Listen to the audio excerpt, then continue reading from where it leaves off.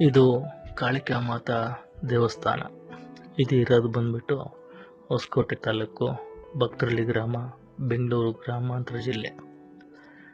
ಇಲ್ಲಿ ಮಾಟ, ಮಂತ್ರ, ಬ್ಲ್ಯಾಕ್ ಮ್ಯಾಜಿಕ್ ಆ ಥರದ ಏನೇ ಸಮಸ್ಯೆ ಇದ್ರೂ ಕೂಡ ಬೇಗ ಬಗೆಹರಿಯುತ್ತೆ. ತಾಯಿನೇ ಬೆಳಕಿನ ರೂಪದಲ್ಲಿ ಬಂದು ನಿಮಗೆ ದರ್ಶನ ಕೊಡ್ತಾಳೆ. ಮತ್ತು ಯಾರೇ ಕೆಡಕ್ ಮಾಡಿಸಿದ್ದಾರೆ ಏನು ಅಂತ ನಿಮಗೆ ಗೋಚರ ಆಗುತ್ತೆ.